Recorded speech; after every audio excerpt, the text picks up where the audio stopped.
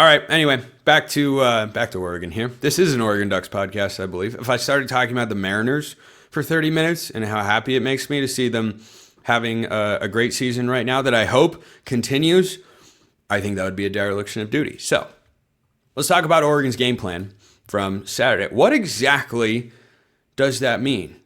That's what one of you asked me. What's the definition of a game plan? This is a good question because Dan Lanning said in his post-game press conference remarks that, I didn't feel like we had a great plan going into it. He also had a quote out there that he thought they should have run the ball more in the second half, which is a difficult back and forth for a head coach that is not a play caller on either side of the ball, particularly on offense when he's a former defensive guy, because the dynamic between a head coach and an offensive coordinator involves a lot of game planning going into the week, but you can start to cause your OC to second guess himself or not let him, run his system the way that he wants to. If as a head coach, you start to be overly anxious or overly controlling on the headset. That's not to say from time to time, Dan Lanning isn't telling Will Stein, hey, let's run the ball here. Hey, look for that. Hey, they're rolling to a too high safety look all the time. Let's get some underneath throw. Hey, they're one-on-one on the outside. That stuff is indeed going to happen. But the question of what exactly is a game plan is the way that you want a game to look as a head coach. So, for example, I've seen this a lot with Southern Utah games over the years. If you're a team that is really pass heavy, when you're looking at what another team brings on film, you might see some weaknesses, this here, that there, the way they rotate their linebackers or anything like that, and you might see that as exploitable. And you might be a really pass heavy team, but you might come out and actually want to run the ball a lot. That's not something that the other side thinks you're going to do. They're getting ready for the pass. They're getting ready for pass. And all of a sudden, you're going to work in a couple new plays. You're going to work in run concepts. You're going to run the ball 60% of the time on your opening drive just to make them think about it. Those are the sorts of game planning and opening script sorts of discussions that coaching staffs have amongst themselves. And we've seen some of this on Ducks versus them over the years as well. You go back to the Ohio State game a year ago. Lanning has a moment where they're in a coaches meeting and he says, hey, in a big spot, I want to go to guys that I trust. I want to go to our playmakers. I want Jordan James running behind Josh Connerly. What did they do? 3rd down and 6 on the drive that ultimately gave Oregon the lead on offense. They called a pitch play, Josh Connerly leading the way for Jordan James. So those are the sorts of things, and there's a lot. There's a lot that goes into it.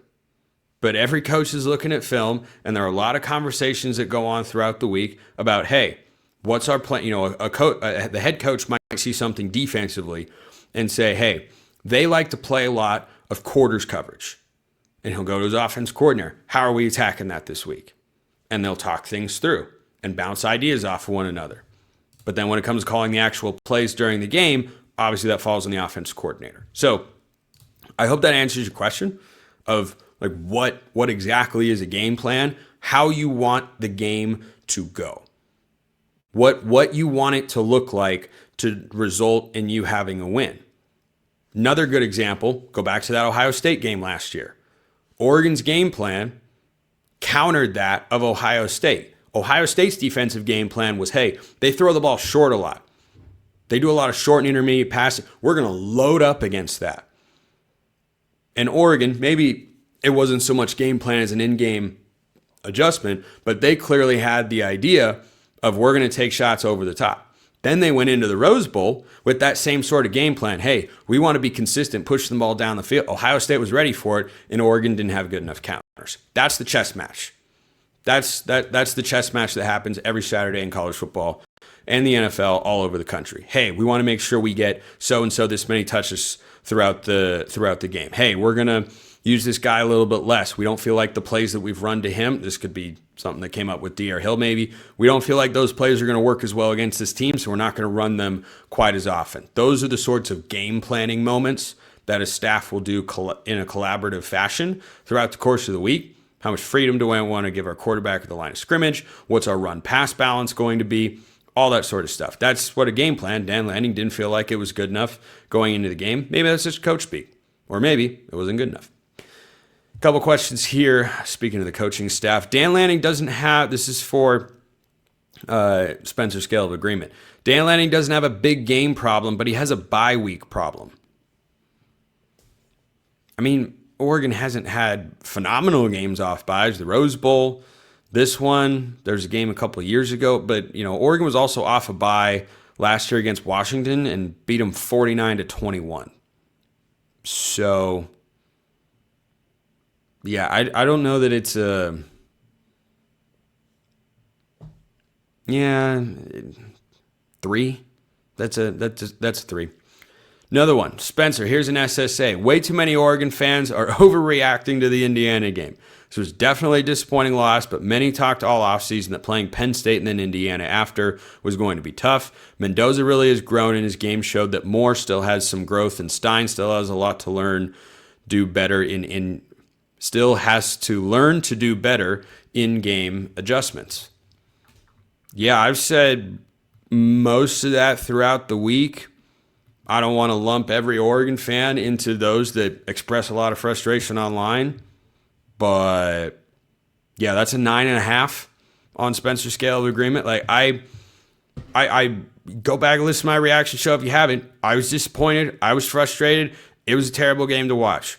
I really do think Oregon's going to be okay. The last time they lost a regular season game, and by the way, they lost one at home in 2014 when they went to the national championship game. I know that was Mark Helfrich's staff, but still, one loss doesn't have to mean it's all doom and gloom going forward. The last time Dan Lanning lost a regular season game, they won their next 6, and they played really well. Let me pull up the scores real quick.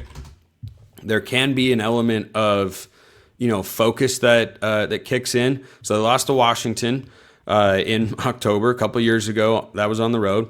They beat Washington State 38-24. Cougars had a late touchdown in that one. They won at number 13 Utah on game day 35-6. They beat Cal 63-19, USC 36-27. It wasn't that close. ASU 49-13 and 16th ranked Oregon State 31-7. I think Oregon will be okay. So yeah, I'm 9.5. 9.5. That's a big one. That's a big number on Spencer's Scale of Agreement. There are more such takes that I shall evaluate to wrap today's show.